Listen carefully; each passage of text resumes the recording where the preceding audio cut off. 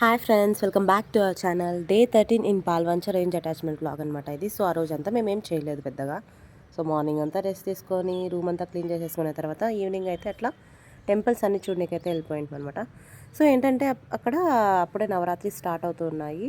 Day 1 నవరాత్రిస్ అనమాట. So ఎక్కడ చూసినా దుర్గామాత విగ్రహాలన్నీ పెట్టిందనమాట. నేనైతే ఫస్ట్ టైం అనమాట ఇట్లా దుర్గామాతది విగ్రహాలు పెడతారా, గణపతిది అయితే పెడతారని తెలుసు కానీ దుర్గామాతది కూడా ఎంత బాగా చేస్తారు. ఇంకా దానికి సపరేట్ మళ్ళీ మాల వేస్తారు. అంతా కూడా డిఫరెంట్ అనిపించింది.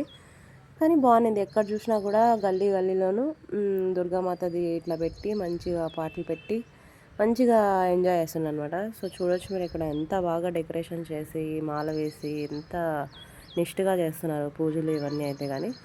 సో అలా ఒక 3-4 ప్లేసెస్ అనేది కవర్ చేసిన తర్వాత ఇంకా నైట్ అయితే ఇంకా అక్కడనే డిన్నర్ చేసి వెళ్ళిపోయినాం అనమాట. ఇదే అనమాట ఆ రోజు. పెద్దగా ఏం చేయలేదు కానీ జస్ట్ ఇంకా ఈ విజిట్కి వెళ్ళలేదు ఆ రోజు. సో ఇంకా రూమ్లోనే రెస్ట్ తీసుకొని ఇంకా టెంపుల్స్ అయితే చూసేసినాం అనమాట. ఇది ఫ్రెండ్స్ ఈ యొక్క వీడియో గురించి.